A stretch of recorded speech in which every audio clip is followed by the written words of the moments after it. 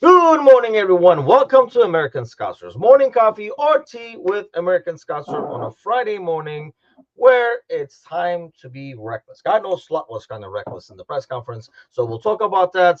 A couple of other things. Obviously, we have the transfer rumors. Kazi is here with us. What's happening, Kazi? I'm good, mate. Yeah, good. I'm about as bothered about this game as the manager is. So Yeah, see, I'm a bit more bothered. That's odd. you're more bothered Anand than the manager, which is is nice. like I'm assuming Anand still doesn't have power because I know last night's they had some like huge tornadoes and stuff up there in Michigan. Like Mm, we had the storms here, but I know above us, like in Wisconsin and Michigan. So he actually like sent me a message saying this was last night, like yesterday evening that they were their power was out, so they were going somewhere else for shelter or something like that in Lansing. So hopefully he's well. Hopefully everybody over there as well.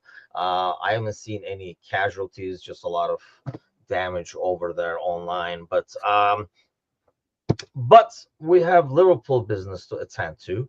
Let's start with the press conference because I know we both watched it. I mean, the main thing goes to let's start with the Chiesa talk because I thought that was not only eye-opening, it was a little weird, and then it probably said a lot about the next 2 weeks as well. Because if you thought you were going to see more of Chiesa and stuff, it sure didn't seem like it.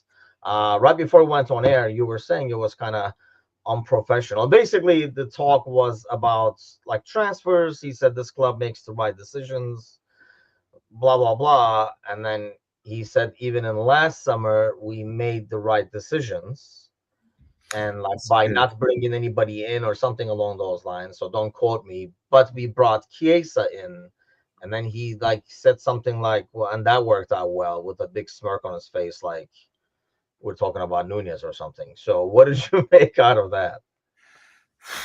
super weird. It feels like the rumors that Chiesa might be going to Napoli look closer than we might think they are. Um, I didn't like it. I don't think any manager should be kind of throwing players under the bus. You're there to protect. You can say a player had a bad game, no problem, but you are there to protect in effect. Yeah, Um, I think he bounced back because the next question was about Chiesa and if you'll see him more. And he said, "Listen, he's good enough to play for the club." He said, "But I've just had too many options there." I disagree with that because he played Luis Diaz up front for 3 months. notice When like he did not sound like that he ever considered him to be in the nah, middle. Like nah, he made it sound like he'll play right wing or left wing. Right wing is taken with Mo. Left wing, we got two good guys. Therefore, he didn't play. Like he didn't even look at it like it was the middle of an option. Towards the very, very end, he said, especially when you have Jota and Nunez available. But I still take those as because those guys can play left wing as well.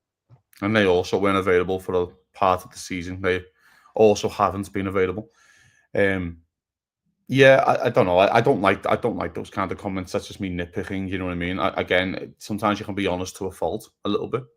Yeah. Um, you can say the quiet thing out loud, which sometimes isn't good because when you are trying to sign players and stuff like that, they might think of things like that. If you're trying to sign anyone for the Italian league, for example, they might go, "Well, how he's treated Chiesa and he didn't really get a shot there at Liverpool." So I didn't like it. But listen, this thing's nearly over for Chiesa, unfortunately. I thought it would have worked out pretty well for 10 million quid. Listen, it still might work out well financially for the club, but I don't think it has worked out on the pitch. And clearly, by the manager's comments, he don't think it's worked out either. So, I took it as when I listened to that, I took it as the decision was originally made not to bring anyone in. And it was the right decision. It was working well. But then it was almost like there was this opportunity buy that they went for that maybe he was like, no, I thought we decided we're not doing anything. And it is the right decision not to do anything. But and then they bring in Chiesa. I read that as, and he's like, and that's why, like, we saw how that one turned out when we kind of strayed away from our decision making. listen, and we could have it could kind of be misconstrued about what he said because it's kind of in a general sentences. Do you know what I mean? Like a paragraph, let's say, and you shouldn't try and misquote, but it just seemed a bit weird. I don't know. Didn't like it really, and Um, if it is that, that's what he means. Like, this is what happens, kind of thing. If you have an opportunity buy and later on in the window, because I think he came pretty late in the window as well. He's kind of injured as well, and it just hasn't really got going for him. I still think he could be a top player. Don't get me wrong, This is interesting. Do you think? I mean, I didn't see that as at all. Now, when Serzi says that, oh, okay, maybe like we didn't do anything last year, and that should, apart from Yeah, Keys, that worked out how well. that works out. Maybe he was talking about the window as a Maybe. whole. I didn't see it like that, but that's a good point. Yeah, maybe, and maybe that's what he's meant, and maybe that's why he said you journalists are right, probably something negative about that or something like that. Do you know what I mean? You might misconstrue what I said, but who knows? I don't know. Maybe he's just trying to backtrack on what he said. I think because it looked like he realised straight away, oh fuck, I shouldn't have said that. He's done that a couple of times, by the way, in his press conferences this season. And he started to make a joke about it. You know what I mean? I think he did it last week with the Trent comment, didn't he? Yes. I can't remember what he said. He said something like, about Real Madrid signing players on free transfers. There's only one club. And yes, through that, and then he was like, I mean, I'm just saying, but I think that's his way of taking the dig and then saying, anyway, and then just going to something else once he takes the dig. He said there's one club who signed players on frees, and it's becoming a bit of a trend. And he looked at him and said, oh, making on my jokes. That's what he said. Then he was like, kind of thing. I was like, oh, right. And even he must have realised, fucking hell, I shouldn't have said that. But I think, to be honest, he's in this hungover phase, which I'm banging to, because I've said many things that I've been drunk / hungover still, which I definitely do regret. So I'll give the manager a pass on that one. Do you know what I mean? I think the biggest thing that I was looking to see him talk about it. So I talked a lot about it on Wednesday. Maybe not a lot, but I know I was even telling you there's like a short schedule to be published. I think it's like this weekend sometime, about like a clip from that show where I was like, it just didn't look right. You don't usually have your guys partying with like a couple of games to go in the season. Part of it, you can say they have earned the right to do it. So, party on if you earned it. We were actually talking about it with Angel last night, and he mentioned that in this press conference that this is their opportunity to be able to celebrate together, because once the season ends, I mean, the families want them back to see them, their wives and kids and stuff like that. This is where they can celebrate with their brothers, almost like a locker room celebration as they travel around and stuff like that. He explained that. I mean, what is your thought on, like, I mean, even maybe they think it's boring at the win. Like, what is your thought of them saying, like, you know what, let's go to Dubai for a couple of days? I'm completely fine with it, mate. I'm a big believer in work hard, play hard. And the lads have worked hard all season. These games don't mean anything in terms of the league table. Listen, there's only so much to, and the manager says this in his press conference, as the edge gone, as the motivation gone. He went, honestly, yes. Like, the motivation's gone for all of them. Like, he motivates so long to go, well, let's go and climb Everest. You climb Everest and you go, wow, there's another fucking 300 feet. And you're like, fuck that, you told me to get here. I'm here. Done it. Like, oh, yeah, but there's a bigger mountain. Yeah, but fuck that, done it. Don't want to do this one. It's like that kind of argument in it. So I'm fine with it, fella. I really am fine with it. I think people are humans. I think we also forget that as well. Football players are humans, and we treat them like robots sometimes when they make the minuscule mistake on the pitch and go, oh, he shouldn't be there. His body position should be 4 foot this way. Give me a break. He's playing a game of football. Yeah. So we all automatically get overanalyzed anyway, and the lads deserve to go out and have a blowout. And I think as well in the games, you can argue the Chelsea game, you make 6 changes. There's 2 lads getting their first start of the season in the league, in Elliott and Endo.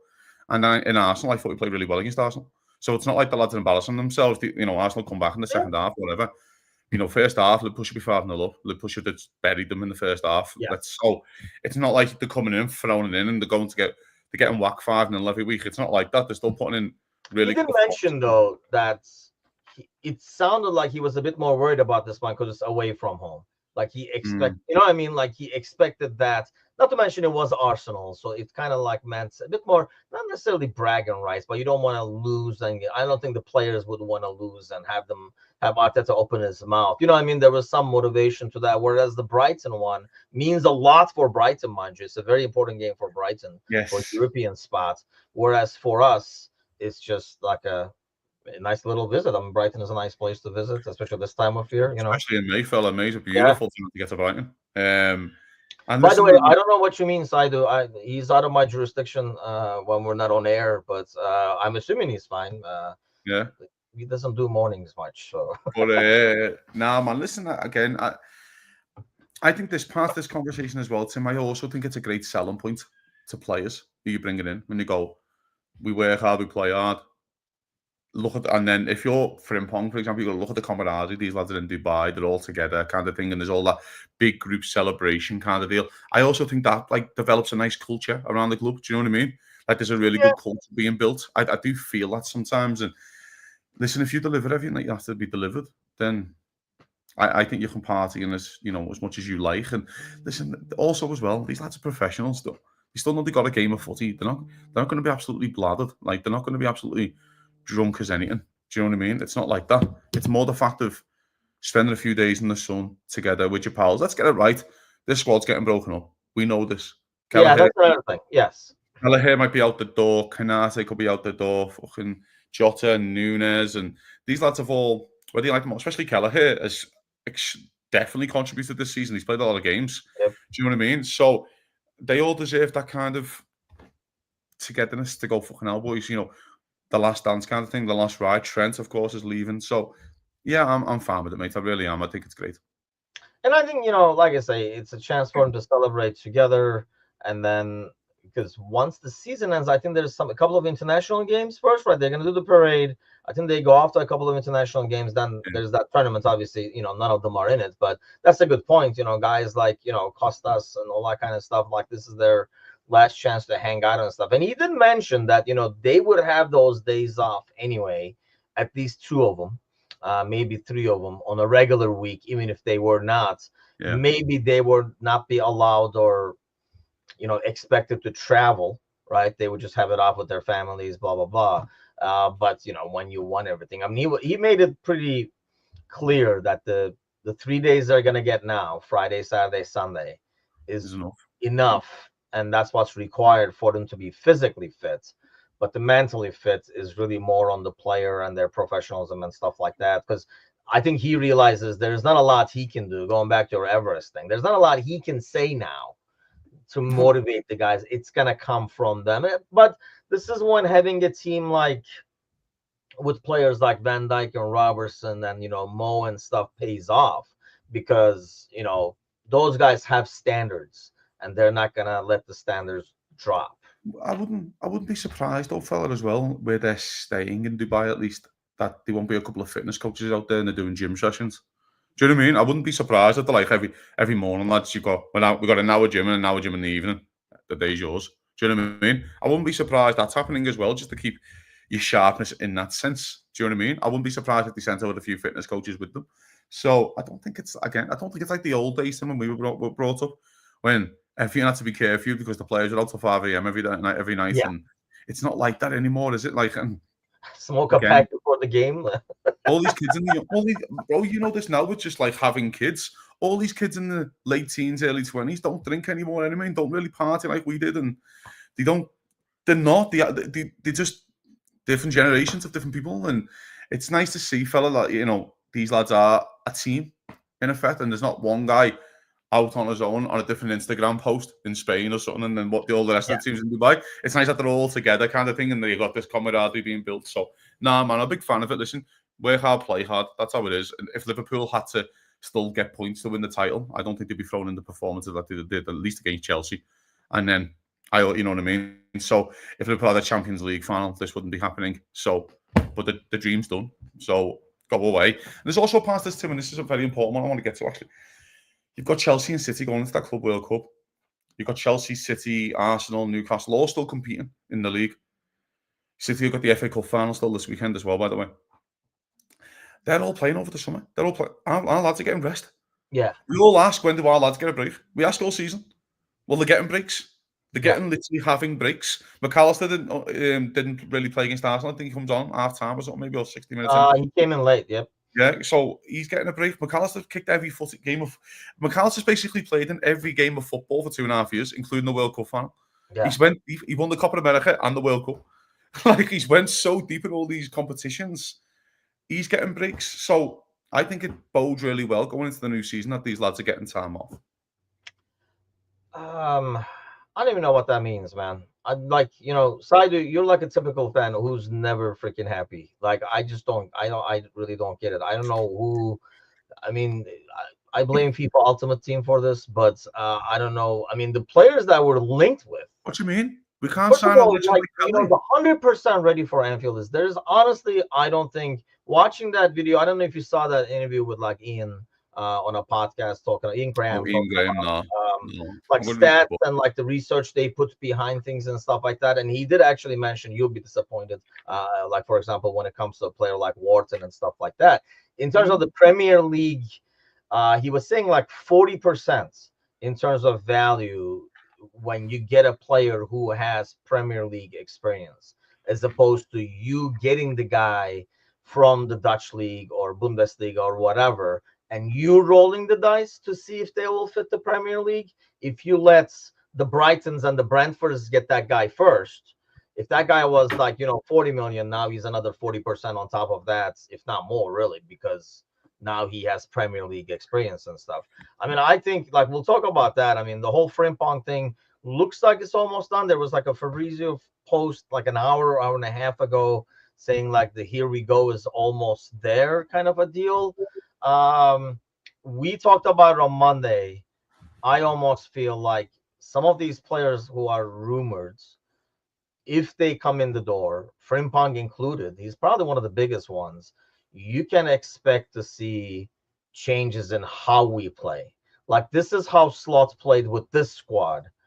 I think what he wants to do or how he wants to play is different because you can't just put Frimpong a right back at Trent spot and make. So you're gonna get what you can get out of Frimpong in terms of his up and down and ridiculous speed and stuff like that. But how do you like the whole Frimpong ordeal? You know, I haven't been a fan of the sign. I'm not. I like the player. I think he's great. But he's on the right back. And we have to really, really think about this, gents. We can be excited because we're signing a player in the position of Trent Alexander-Arnold, but he's not a right back. He hasn't played right back when he's been playing well. Now, can he change? Of course, it's right wing back at right back, but don't tell me like, there might be some adjustment there. That's just to get him right. I don't, he might start the first game of the season and be tremendous, and we can all laugh at this. That's no problem. But when you have a forward in front of him who's saying, I don't defend anymore, and then you're signing a right wing back who's one of the most attacking right wing backs in world football, I think there has to be, as you said, a change in the way we play. And that's what annoyed me all season when we have fans going, well, he's not a slot type of player. This comes back to my point, Tim, I've said all season, as you know, what is a slot type of player? Because I Yeah. don't know. Now it looks like we're starting to feel that. And that for the bigger context of this, Florian Wirtz is not a Sabozlai. Let me Yeah. really be, and they've kind of played the same position. They might be signing Wirtz for more of a false nine. You know what I mean? But in terms of Sabozlai and Wirtz kind of doubling up with each other and going, that way, a little bit, which kind of works well. If you see the goal against Sabozlai's done this a few times this season. See the goal against Arsenal when Sabozlai does that dart and run for Salah, Yeah. and then Diaz is running in late. That's maybe what he might think with Wirtz and what Wirtz is in the Diaz role. But looking at the sands that we're linked with him, they're not suitable for the formation. I do agree with you. Not formation, that's the strong way of saying it.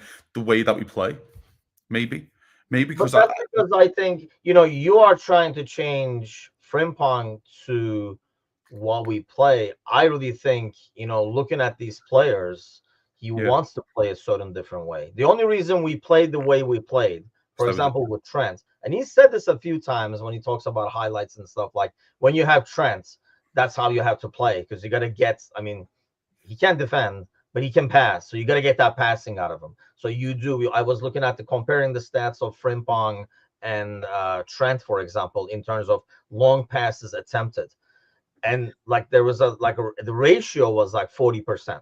Wow. Obviously, Frimpong attempts a lot less, so his ratio was higher. But I don't know. Like personally, I think he probably manager like Slot looks at that and says, "I don't know if I like that because that's giving the ball away a lot." But when you have a Trent who can connect on some of those passes, you kind of say, "Okay, go for it." Maybe when Frimpong comes in, you're gonna play a different way. I mean, it's just he's not gonna be a right back, or maybe you are gonna almost convert to a three in the back or something. Some adjustments will be made. So I think when we look at some players, we say that's why this off season is so like difficult, because normally you would hear a name and you would say that doesn't even freaking make sense, because that's not how we play. This off season's rumors are a lot trickier for me because I don't know what he wants, so he might change Basically, everything to accommodate that guy.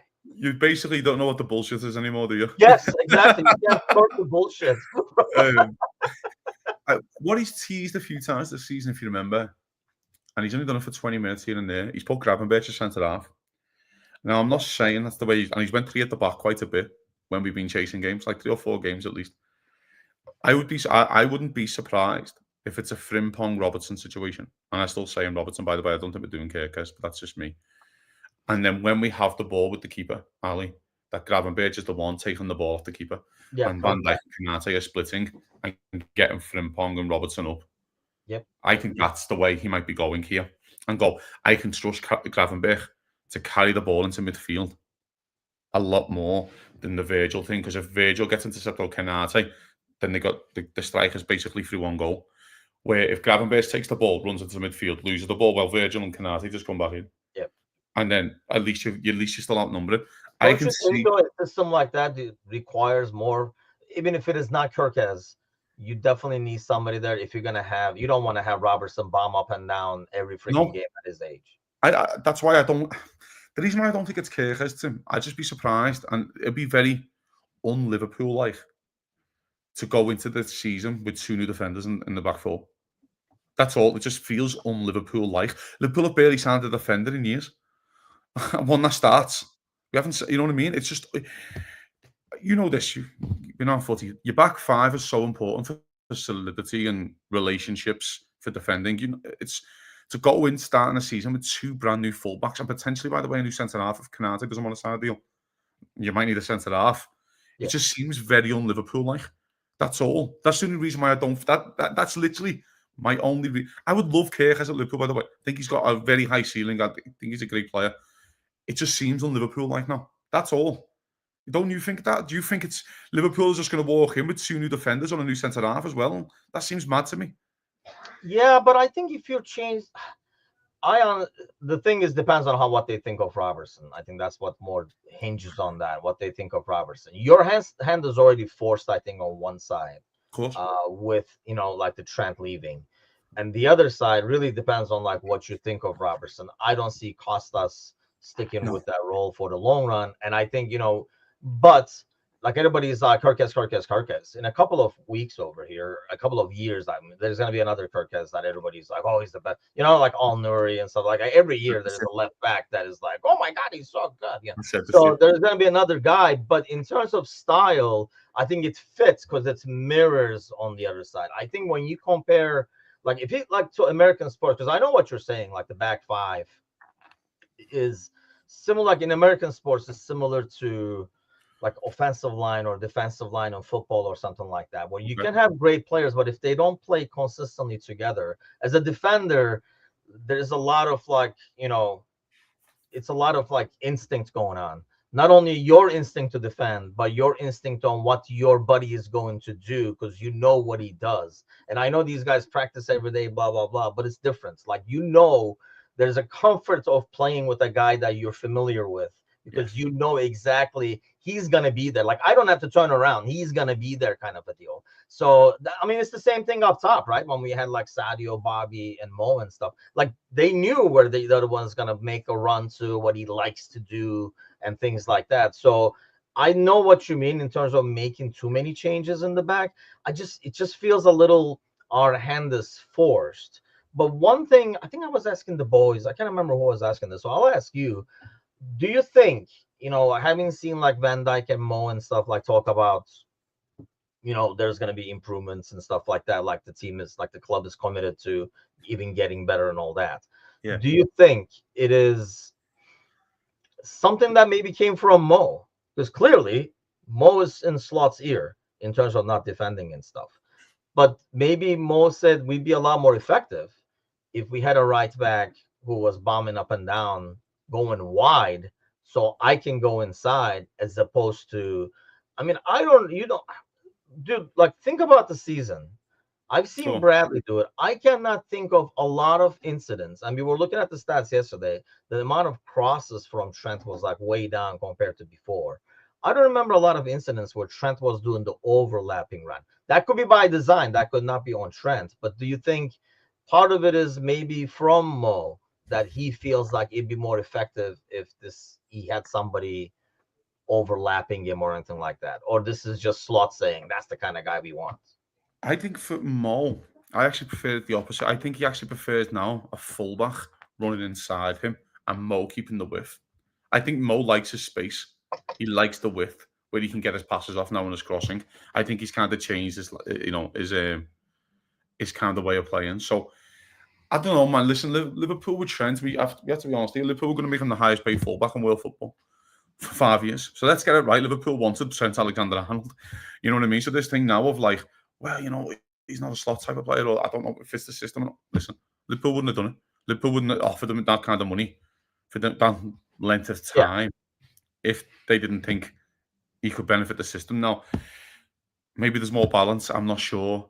I don't know. It's a hard role because we're judging Frimpong, and Frimpong is as attacking as Trent, if not more attacking. So it's hard for me to get my head around it. Conor Bradley He's looks attacking in a different way, right? It's more attacking like going full speed running because he has a lot of pace. yes, he's pacey. Yeah, and I get that as well. And maybe Mo's thinking I want to try and get more inside, but Mo's been great holding the width this year. He's been tremendous holding his width and coming in late. I don't know if he can do a full time. I don't know. Who knows? Maybe he says, "Hey, if there's somebody overlapping with freaking his speed, it lets me go inside a lot easier. It opens up a lot more space." I don't know. I'm just like speculating. If that's something. If Mo says, "Hey, if I don't defend, I'll score more," maybe he also says, "Hey, if there's a dude overlapping, I can just jog inside the box as opposed to having guys in front of me." Or arrive late at least. I can arrive late into the box knowing he's not going to throw a 70-yard diag to Diaz. And I'm like, where are you going, lad? Just keep the width for me. Let me jog in, keep the ball. I don't know. It's such a hard balance. So many theories. This is why I love this. It is. I hate transfer season. This one is so fucking interesting. Can we talk about Adam Wharton now? Did you see that link? No. Hold on. We're gonna go to this first. I know. I will reserve you like 10 minutes where you can just drool over him. But first of all, I gotta give a shout out to Joshua John Hernandez. Not the most Turkish name, but that's good morning in Turkish, so I'll buy that. What's this Gundogan? Not selling him, are we? Well, Gundogan actually means, Gün is day, Doğan is birth, so that's why they're probably similar. But yeah, Günaydın to Joshua. Not the most Turkish name, but that's a different story. But let's talk about this. American in Turkey. It all comes together now. Well, welcome to the show, man. I appreciate it. And Red Rebellion.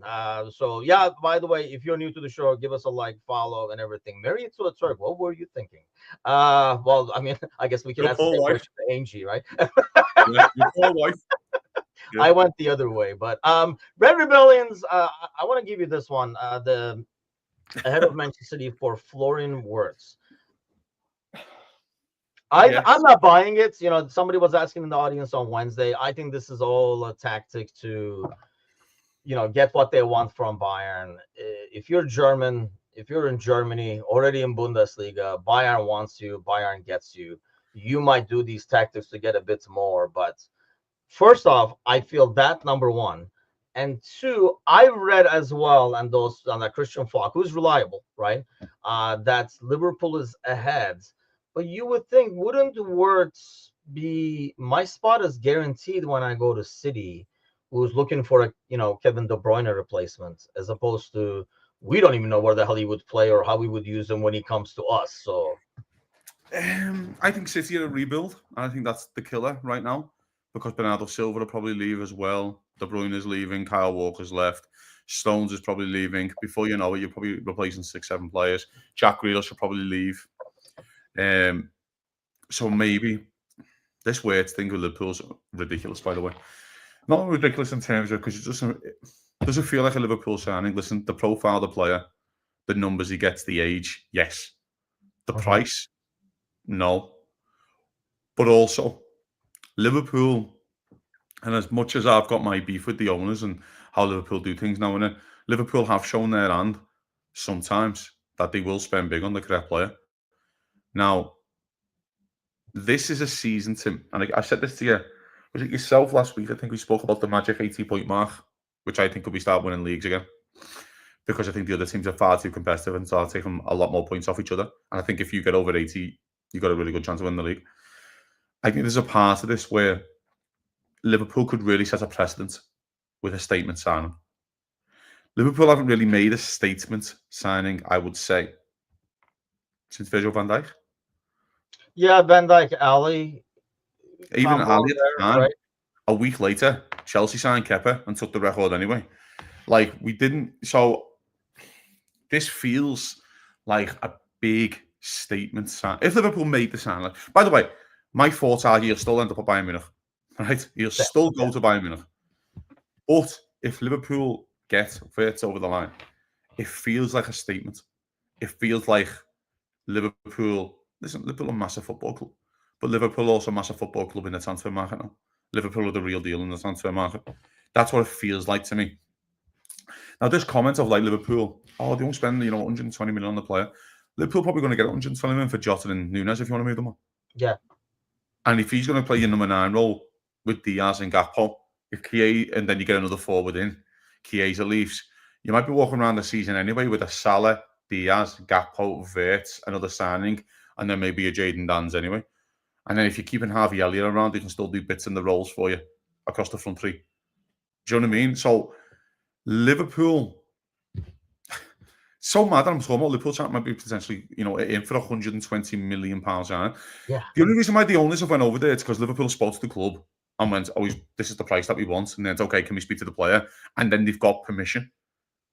So why would you have permission from the club then not? Because you just call the club and go, he's 120, and you go, nope, and hang the phone up. Do you know what I mean? But they went, okay, yeah, we're kind of interested at 120. Send us that over to Blackpool because that's where we send everyone. And we'll all have a big laugh and a joke about it.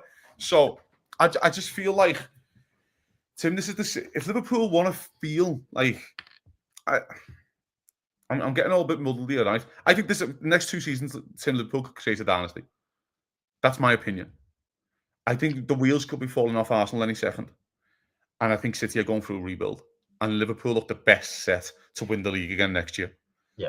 The way you could do that is going to get a statement signing like a Wirtz, and you go, Arsenal and City look and go, fucking hell, that's a good, you know what I mean? Like, that's a serious, fucking hell, do you know what I mean?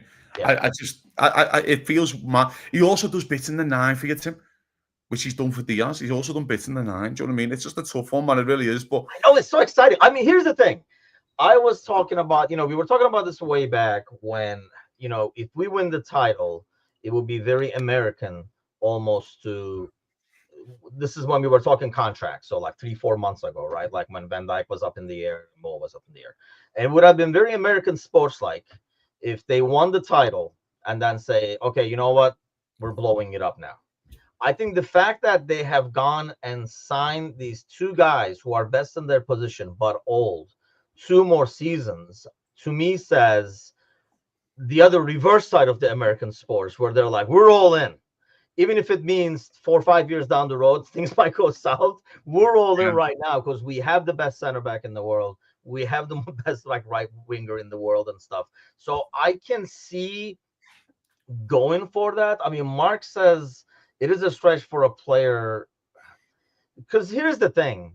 If you're doing Wirtz, I guess this is my approach to it. You're either planning to have him play like a false 9 or something like that, because you're not doing Wirtz and the number 9 that everybody thinks or wants that we're getting, because we're not spending that kind of money. Or the guy you're getting is only like a $30-40 million player. You're not going after like an Isak or somebody like that if you are bringing a 120 million. So the only thing I don't like about this, Inevitable Flame says, I definitely want to wear some football. I do too, because I really, really like the player.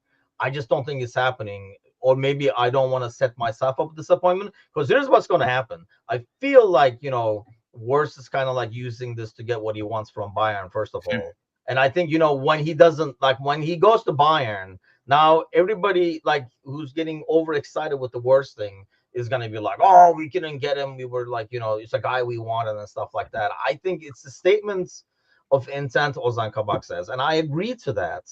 and I would love to get the player, but I think you really, really, really want to have him. You don't just spend 120 million to make a statement, because No, you're closing some other doors as well by giving 120 over there. Liverpool don't do things just to make a statement. Liverpool are not that silly. Listen, you're gonna get if Liverpool sign Wirtz, you're gonna get all the fucking stupid articles in the paper going, Liverpool have been tracking him since he was 6 Yeah, and he was in fucking elementary school. That's what, from Mel Reddy and James Pierce, and they're all writing those articles, aren't they? You know what I mean? But he's at the age where he's your player for 5 to 10 years, isn't he? And that's the yeah, other part of this. I keep thinking about this, Tim, all the time with players. Everyone always complains about the price and worries about the price of players. And they go, well, that's too much to spend on him. I hear about Van Dijk and Alisson, mate. And now they look like snips. We don't know if they're too much to spend until they come in and perform for your football club. If Wirtz walks in and scores 50 goals next year, we all go, well, once he was a bit too much to spend on him. We all go, no, that was a steal. Do you know what I mean? It's like literally that comment. It's what do you talk? If Wirtz walks in and we win the treble, we all go, oh my God. Do you know what I mean? So as it stands, yes, it looks like big money, but he's 22 years of age. He's been the best player in a Bayer Leverkusen team who lost one game, I think, all season. That was the Europa League final. I think so. Because they won the domestic treble and then lost the Europa League final. I still think he ends up in Bayern Munich. But if Liverpool do sign him, I think Liverpool are definitely in the race. There's also a part, though, Tim, if Liverpool are going to spunk 120 million on a number 10/number 9, that Liverpool still might go and do a couple of number 9s. Do you know what I mean? Or that type of player, at least. Somebody was, I can't remember who now, kind of lost in the comments. Maybe it was Red Rebellion, talking about, I don't know, what do you think of that? Like when we were talking about Frimpong earlier, if maybe Frimpong is going to play right wing, yeah, and you slide Mo to the middle, which saves you that big money that you would spend for your 9. You go get Wirtz, and we all sing Kumbaya for the offseason. And go get Kirkes and a center back. Liverpool, the one thing the manager deserves, if anything, is to have a couple of players in before pre-season starts. He deserves that. He deserves it to go, okay, I can now use these players. You see what's happening with Chiesa, whether he rates him or not. He came in injured, he comes in late, you can't get him up to speed, it takes time. And then before you know it, Gakpo was flying for 3 months, Diaz was playing well for a few months, and Salah, and then you go, can't get him in. At least you can give him pre-season to really state a claim to be in a squad with new players. It looks like Frimpong could be done before then. If Liverpool go in and get 2 or 3, especially a centre-half team. Like, if it's a defence, I want him in first day of pre-season alongside Van Dijk. And Van Dijk goes, when I do this, you do that. And he's talking him through things and he's working with the other centre-backs. So I just think there's that part of the conversation as well. I think Liverpool will do 5 signings, maybe 6. I think they do the right back. I think they do the centre-half still.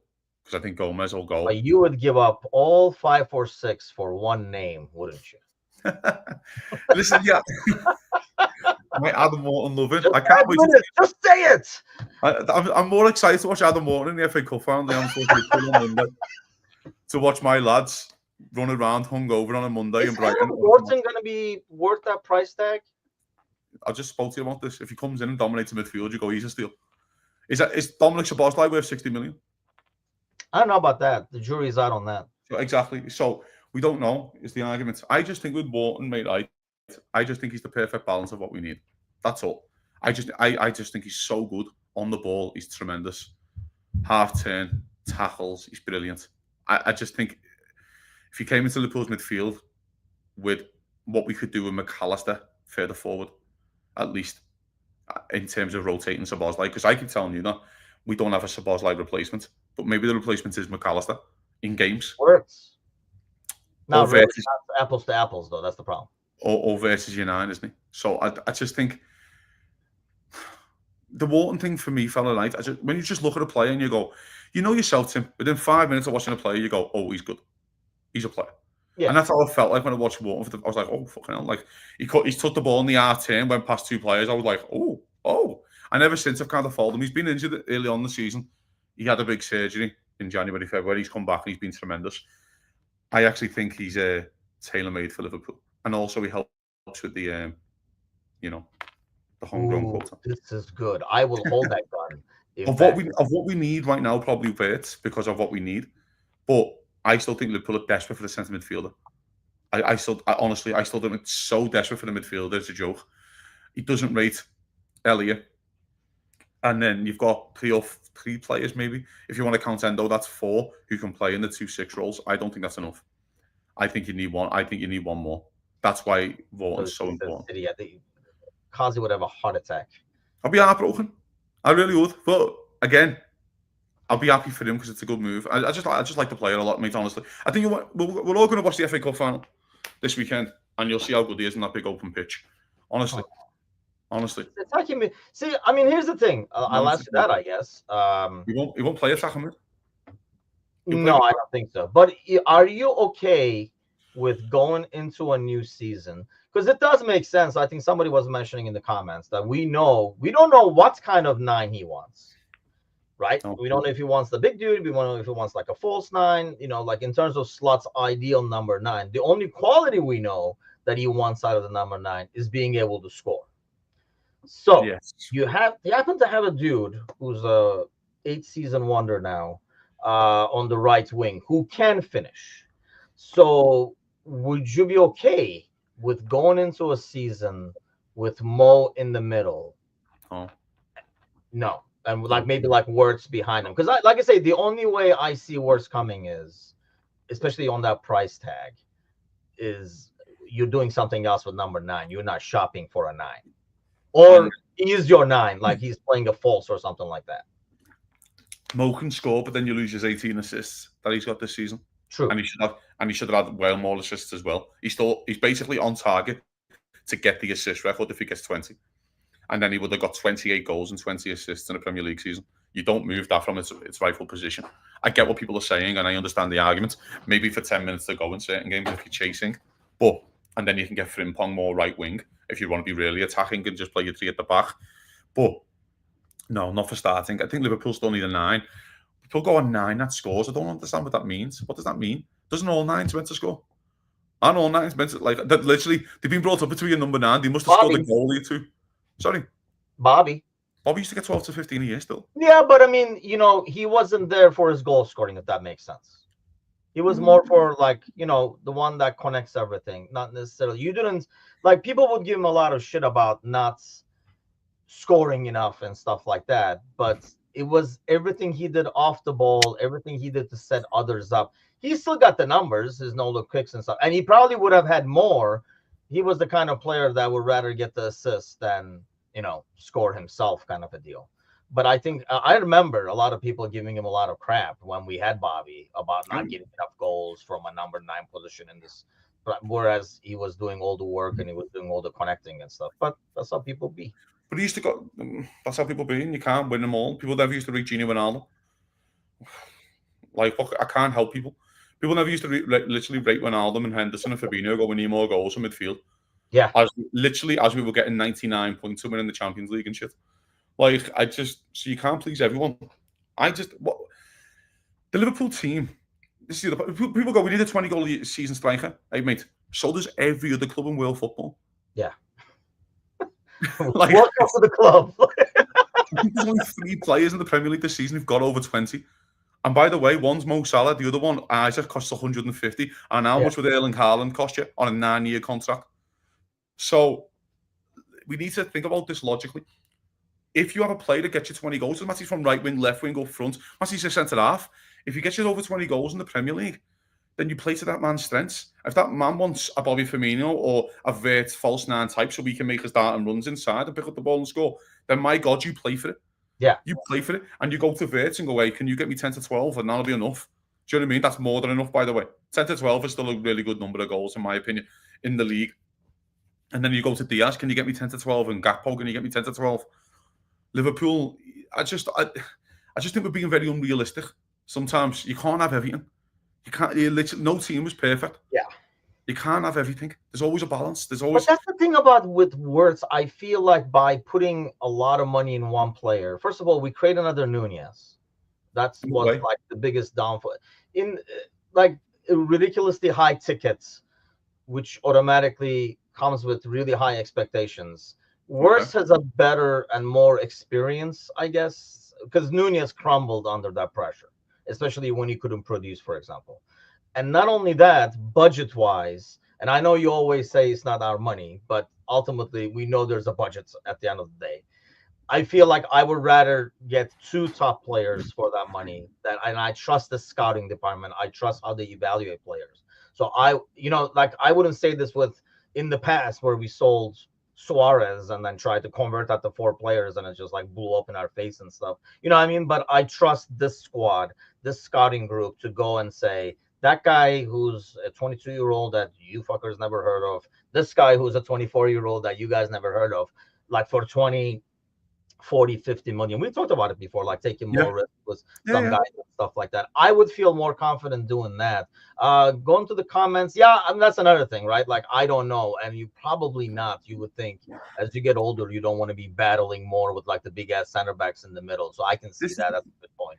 I, This guy probably too old, and I don't think. I mean, the I lad just was class. He's so in and out. I mean, I'm looking at this Liverpool, season, 27 matches, 9 goals, 4 assists. That's Liverpool are not signing a player from Serie A for about 5 years. Liverpool have scarred literally one of Italy's best players. In Liverpool have scarred him. So I just don't think Liverpool will be signing a player from Serie A anytime soon, or an Italian player, or that type of. I know he's not Italian, but anyway, I think Vlahovic is gonna go somewhere like, well, I Saudi know like Arabia, Fenerbahce, like like in Turkey Saudi or Arabia. something like that. I can see that happening because the price tag it'll Listen, go down a little bit. Oh, this is a name that gets thrown around. John is yeah, very big on it. Delap and Jonathan David, two names that are thrown all over the I think place. David's signing for Napoli, isn't he? He sounds like he's the Osman replacement full time for Napoli. David, I I don't think think. they agreed, like to the point where Napoli was like, "What you want is ridiculous." Is the last thing I heard. Unless it has changed, like this morning or something like that. They The also last know thing that I read was, Jonathan David's requirements. Napoli yeah. was like, "Thanks, but no thanks." That could be a starting point for negotiation. I don't know. But there's also parties when they know you got the Kvaratskhelia money burning a hole in your pocket that you Yeah, just sold in January. So that's again, that's another part of this. The Liam Delap thing, I like Liam Delap. I think he's a good player. I just don't think he's Liverpool quality. I just really don't. And I just think he's a really run-of-the-mill Premier League football player, which, by the way, is completely fine. Like, by the way, there's lots of players. I keep saying this. There's only about 40 players in the world who are good enough to play for Liverpool. 50 players. yeah. Like, there's not many. Like, you're shopping in a different market, and I understand taking a chance on these type of players, and you can I just think if you're going to sign Liam Delap, I'd rather give Jaden Dans a chance. I'd be genuine with you. If you're going to sign Liam Delap, if you said to me Liam Delap's going to play 10 games next year for Liverpool, I'd rather go give Jaden Dans 10 games up to see if he's any good. You know what I mean? I That's don't fair. know. Yeah, that's fair. By the way, I think Liam Delap's got a high ceiling, but we don't know about Jaden Dans either. So I'm just at that stage with certain players that I'm very picky in a way, maybe in a, where Liverpool and we're better than this kind of level. But I do think Liam Delap will be a really good Premier League player. If Liam Delap was bouncing around at Fulham, you look, really good example is Raul Jimenez at Fulham. He's a really good Premier League football player. It's not for Liverpool. I agree. I mean, when John mentioned it, I just don't. I think he's a good 9 for a team like Ipswich. There's a difference between playing forward for one of those teams as opposed to playing.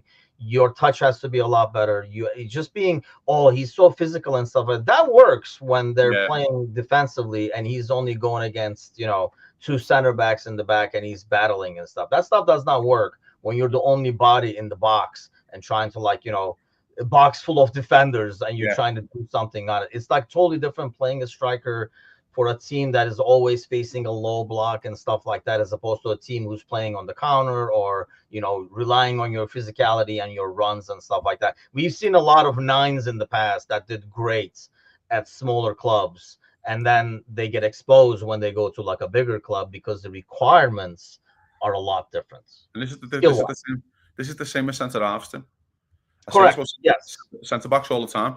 Everyone goes, oh, like the Forest centre halves are a great example at the moment, and they go, oh my god, they're unbelievable. And then you're sitting there like, hey, can I put that lad on the halfway line and defend for Liverpool on the halfway line? Have you seen how Nuno plays football? Of course, they look great. Did you see how Leicester play football before United spunked 85 million on Harry Maguire, and then they threw him on the halfway line, and then they realised that Harry Maguire couldn't run? Yeah. So this is again, it's the same thing. Midfielders and things like that, I think you can kind of get away with and mold, but that's the same kind of deal. You get all these players, Tim, in the league. I always say this about like players like Jordan Pickford, Ivan Toney is another one. These Wilfred Zaha, I always say the Wilfred Zaha syndrome, which is really negative in a way, but he was in the Premier League for 10 years. Only a club took a chance on him, United. He sold back. He was great, amazing for 10, 12 years at Palace. No one wanted him. Why? Ivan Toney was literally available for 2 years. No one wanted him. Jordan Pickford, he's England's number one. He's been at Everton for 10 years. Everton are crap. United didn't need the goalie for 3-4 years. They didn't want him. Arsenal signed Raya. Spurs signed Vicario. Do you know what I mean? Newcastle signed Nick Pope. Why didn't he sign Jordan Pickford then? Like Pope went, like literally jumped over him, even though he was like a later comer. And I know. Listen, the Sunderland Newcastle thing, I get that argument, with at least with that one. But all these other clubs that have needed keepers, Chelsea are desperate for a goalkeeper. Why haven't they signed Jordan Pickford then? Because maybe he's not that good. I just that's all I'm saying. Maybe especially like the center back example you had. Yeah, if you are resting your center backs, you can play Nat Phillips. He will look great probably at Forest because he'll be in the middle. They were like, okay, people are going to cross, you're going to head it in. Got it? Kind of a deal. And then you can do that. But yeah, and then you come to a bigger club and you're like, okay, we're going to be a high line. You're going to be chasing this dude, okay? He's like, no. You got to keep it like Pickford and go, where's my starting position? It isn't your 6-yard box, fella. We need you 45 yards past Virgil van Dijk in effect. And you're standing in between Van Dijk and Canate. And his head will fall off. But that's what I'm saying. This is it's a part of the bigger narrative around players in the league, and we all look and go, he's called these qualities, blah, blah. Yeah, but they don't fit in for us. They're just not that type of player for Liverpool, which is fine, by the way. Tony had a little bit of that, but hey, man, I mean, he was available for 40 million after the gamble. He comes back to January after the gamble, and he plays really well for 6 months for Brentford, basically keeps Brentford in the league, and then still no one wants him for the summer, and he goes on the last day of the window to Saudi Arabia, the second to last day, when no one else wants them all summer. Because I think he hung around to see if anybody would. That's on loan somewhere. He's out of contract this summer. He's at Derby. He puts his head everywhere. But yeah, I mean that was a perfect example where, and people, it's very easy to fall in love with guys like this because you play against them. You're like, man, that guy was a pain in our ass, and then because he's sitting in the box, heading everything out. Like, yeah, I'd be a pain in your ass too if I was in the box all the time. I didn't have to do much. Same thing with forwards. Like, he's like, oh, that guy was such a challenge because he's so fat. Yeah, he's going against like one center back by himself. It's a 1v1 half the time as opposed to going against a low block and stuff. So obviously, like that's I think we came to this from like the lap or something. But there was a question that I was going to ask you, and now it has disappeared out of my screen with the comments over there. So thanks a lot for the little comments, though. I do appreciate the feedback and the ideas that's coming out because this was it. One, his body has touched the outside jersey, so that's a big negative by itself. Two, I think we're talking about like a high price tag. We're talking about the profile of player this club goes after that I love. I hate to say it, that dude has a lot of baggage that comes with him. Personality-wise and all that kind of stuff. And I don't think you bring a guy like that and put him next to Mo. And, you know what I mean? Like, it was different with Nunez. Nunez would be more of like, go under, like, Mo's arm kind of a deal, which he couldn't even Mo couldn't do much with Nunez. Yeah. But Osimhen is not that kind of dude. And I'm not, all joking aside, the whole Galatasaray thing, I just don't think personality-wise and character-wise is a player that Liverpool will go for. And here's another thing that goes back to your like Tony example. Nobody has gone after this guy as good as he is, and there is a reason. Literally on loan at Galatasaray. Yes, he was available from Napoli after they just won the league title with him as when the guy. So many teams, like you were saying, everybody's dying for a freaking 1-9. Chelsea would literally in for him and couldn't get the deal done. Chelsea have signed everyone. Yeah. And they couldn't get a deal. Literally everyone. If he's on loan at Galatasaray, he can't be that good. And I'm not saying this record is amazing. I'm getting it. I understand it. He looks beautiful. Like when you watch his compilations, his runs, and things. Manchester United needed a striker in the summer. They didn't sign him. Yeah. Why? Why didn't they sign him? Because there's something there, then, isn't he? There's plays like that. By the way, there's plays like this all over the world football who are brilliant. You watch him in the Champions League next year or whatever, and you go, "Oh my god, he's unbelievable." Sign him. By the way, he's 27 in December. He's 27 in December, which is Oh, really? I didn't know it was that yeah. age automatically eliminates him. 26 now. He's 27 in December, so he's also at that level as well, Tim, where time is kicking on here for Liverpool to spend that kind of money. But there's lots of players like this, Tim, around the world where we watch them and we look at them and you go, "He's great." Robbie Keane signed for Liverpool for 6 months. Didn't work. He was great in the Premier League. Jermaine Defoe. Why didn't Jermaine Defoe ever get a move to United or a Chelsea or Liverpool? Why? Because they just didn't rate him. Because they must have just thought he's not that good. Like, do you know what I mean? And that's not. I don't want to be disrespectful in that. He's still a top Premier League football player, by the way. He's still a top Premier. He's just not the top Premier League football player, which is what Liverpool are dining in. Do you know what I mean? Liverpool are dining in that on that table now. And again, if you're on loan at Galatasaray or Manchester in the summer when you're definitely readily trying to be sold, then that says it all, really.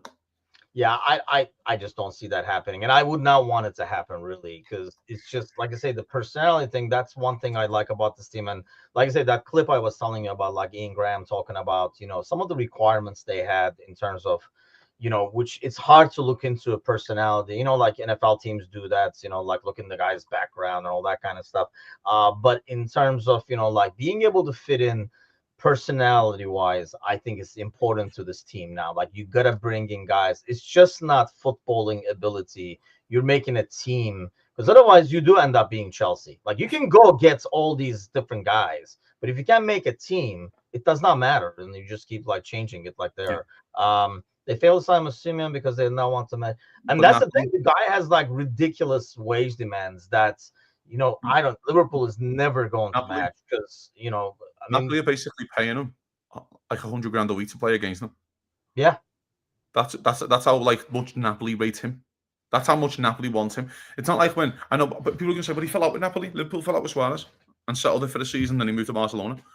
Literally, I remember Suarez doing a thing, a news article in the paper going, "Why won't they let me go to Arsenal? Like, I've done everything I can at this club and that." The Liverpool sat down, he sorted out. Napoli could have sat down with Osimhen and went, "Sort it out. Listen, you're not going anywhere. No one wants you for those wages. One more year. We'll see how we go. We still got Kvaratskhelia at the time. Let's kick on and see what we can do." No, we'll just pay you $100,000. That one looks like one that got away, right? In terms of high price. Yeah. I did not realize that dude, like watching him in the Champions League, his physicality is a lot better than I thought. That was one thing I was worried about when the rumors came out to come in the Premier League, but pretty impressed with, so direct. How he plays for his size and stuff like that. He's so direct. He's so good in terms of, really good player. Listen, I'm missed out as such because you still have two really good left wingers, and I get that as well. But it does feel like I think Liverpool was scared of the injury that he had. I think didn't he have a bad injury? I think he was out for a while. Did last season? And maybe Liverpool were a bit scared of the injury, I suppose. If you're going to spend 70, 80 million, the lad's been injured for a long time, then it's hard to get your head around, you know what I mean? But some player, mate. I hope they win the Champions League as well. Okay, there's a game, by the way, on Monday, I've been told. Do the players know? I might get a call. They're like, "Dude, I'm still drunk. Can you play center back?" Can we just change the flight till Saturday? We'll be fine. Come on, like, one more day. Just drink a lot of water. Let's take a prediction for that. But my main predictions are going to be for transfers. But what do you expect to see out of that game? Not lineup wise. I think that's a crapshoot. So score line. You've asked me this the last 2 weeks, and I think I'm 2 for 2 on this. I think I said Chelsea 3-1. I definitely said Arsenal 2-2. Yes, you did. Yes, you did. Because when it was 2-2, I'm like, this fucker. I am like, I think I'm 2 for 2 now. I'm pretty sure. I think this is the mad game that we've been expecting. I think this is the one, Brighton away. Because Brighton need to win the game, and the way they play football, I think there'll be loads of space opening up. 4-2 Liverpool. I think this is the mad one. Yeah, I think this is the mad one where Liverpool just can't be. I just don't think they'll be tracking runners for their goals. I think Brighton will take the lead. But Liverpool win. Yeah. I just think Brighton have to win the game, and then if they're going to leave us loads of space when they're chasing it. Oh, we'll talk about the FA Cup final, by the way. But 4-2 Liverpool. Okay, I like that. Because I'm assuming that will help Mo get his numbers. That's all I'm watching for right now is like No, Mo. I want Mo to get the He two did say, assists. by the way, I was gonna mention that to you. We've talked about this before, and we kind of assumed it, but he pretty much Slot already said that he's not going to determine a player's future based on the last 2 weeks. I'm assuming that was the case for the last 4 or 5 weeks. That Yeah. a decision is made. Like you're either good, you're gonna stick around, or you're not fitting, man. You're gonna go, kind of a deal. But okay, so 4-2 and the Forest game. I mean, the Palace. Palace City game. I think Is Palace that is so Sunday? good. Yes. There's two good That's, games today, that's by the way, which we didn't even spoke. Hey, there's two excellent games today that we didn't even speak about, which is mad. I'm all in on Villa Spurs. My I ground, didn't my realize flag. they were today. Yeah, That's Villa Villa Spurs, and it's Spurs. also Chelsea United. Yeah, I don't think the problem with those is I think Spurs or United are coming out with so they're just like opening Listen up to the him. table, Listen which to I him. don't know if it Are you matters. really, Tim? Are you really saying? Oh, yeah, but the problem with United is, isn't it nice to see United lose some footy matches still? It's still lovely to flick on, isn't it? I don't know. And I go, don't even enjoy it anymore. It's not even fun anymore. It's no, just like they're on the ground crying, and like my brother, like you can just kick him. It doesn't. It's just like no, they're numb, man. no, no. I never get fed I up with mean, that. I get you. It never gets old, but they're so numb. I can't enjoy it as much as I used No, to. yeah, Like, you can. or anything. Yeah, no, you're doing it wrong. You're doing this wrong. There's a part of me in my head because I want Villa to win desperately because I think Villa. I predict the Villa to finish third, but they need to win the last two, and they've got Villa. Villa have got Spurs and United. You couldn't handpick two better teams to play at the moment, could you? If you're literally teams who are not asked about the Premier League in a cup final together, and you've got them. So, but going back to the FA Cup final, I think Palace might win this. I think Palace might win this. Palace are really good, and it stinks to me like the Newcastle Liverpool game, Tim, where Palace just might want it more, and that's what it feels like to me. Do you know what I mean? Where Newcastle just wanted the League Cup more than Yes, Liverpool. That's exactly. I what think this feels like to me. That kind of like you have so many good players. I'm not just talking about Wharton, but Eze's a really good player as well. Do you know, I love Mateta. I think he's really good, and I just join something just There's feels another right. guy, for example, like we were like, I can see people like we should sign a guy like that, and he would be brutal at Liverpool. That's what I'm saying. And Mateta's another good one. Eze's a conversation, but he's a bit older. Yes, He's like 26. yes. Eze's a conversation, but Mateta's not a conversation for the Reds. He just doesn't fit. That's Would you all. put Eze where Szoboszlai is? Oh, fucking hell! I put me put suppose lines at the moment, but no, Eze, yeah. I would. I just think we need more goals. That's all I'm saying. I'll start that rumor now. I think, Monitoring Eze. There you go. Done. yeah, why not? You know, he's like 26, 27 now. Definitely Liverpool will not be in for him, but I do rate him highly. I think he's really good.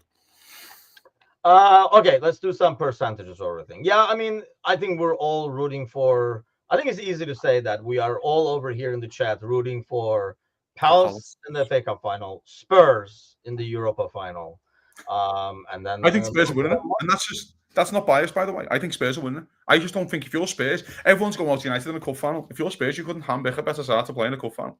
Honestly, I was listening to, I mean, Gary Neville. So I mean, and half the stuff that comes doesn't make sense. But he had a good point of if you did combined, how we all did combined, and like who the hell would you take from United kind of a thing. If you combine Spurs and United, I don't know how many players you're taking out of United. Spurs actually squad wise is a pretty darn good squad. They just play stupid. Bruno. But I don't know how many you take from if you combine like a combined top 11 or something like that. Like how many players do you really take from United? Bruno, he was saying, and that makes sense. Maybe if Luke Shaw was really fully fit 18 months ago, probably Luke Shaw over than Doggy, but I like the Doggy as well. Yeah, if it was 18 months ago, Luke Shaw 2 years ago, Luke Shaw, yeah. But it's not the same player, so no. But other than that, no, I agree. I think the Spurs side, mate, right? They're just mad as a box of frogs, and this is the most Spurs thing ever. To finish 17th in the league and win a trophy, it's the most Spurs thing of all time. Like, I wanted to drive Arsenal fans, like Red Rebellion says. I mean, that's just like you want to see Arsenal fans' heads just blow up. You know, And then after them not winning anything, you see Spurs like laughing at them all season. They finish with a trophy, a European trophy, and you finish with nothing. Would be even more hilarious. It's you know what's only even funnier if they win the Super Cup as well. Like, people forget that the Super Cup is still there as well, and then Spurs are just walking on the pitch with 2 trophies like this in August. It just sounds hilarious, and I'm all in for it. So I think Spurs might beat them. I think Spurs have so much quality. I think, and then if Spurs take the lead, I think it could be a bloodbath. I know that sounds okay. mad, but Let's do some percentages on the way out. Otherwise, yeah, we'll be live here till the Wolf, final. Uh, I don't think it. Wolf, I want percentages. Okay, Frimpong percentage that he is a Liverpool player next season. 97%. I like how you did 97. Like I thought it was going when you said 9, I thought we were going 99 or 90, but Listen, I'm a I can medical. tell it's very scientific when it's like it's not 98, it's not I've just 96, got, 97. I've got Nabil Fekir in my head with failed medicals. So medicals are always issues for Liverpool. Do you know what I mean? So 97%. Yeah, I'm not as scientific. There's not a lot of research that goes into my work. So I'll go with like 90% that he'll be here. Wirtz. 20. I noticed that wasn't that scientific. It wasn't like 18 or something like that. I was expecting something like that. Yeah, I'll agree with 20. I'll roll with 20 over here. Frimpong 100 says Wirtz 30. Do I see a 40? Like I'm just um going to check if Fabrizio's put a here we go quickly on Wirtz. I can change my answer. Wharton. He's being monitored. Oh, I see a 50. Do I see a 60? 30.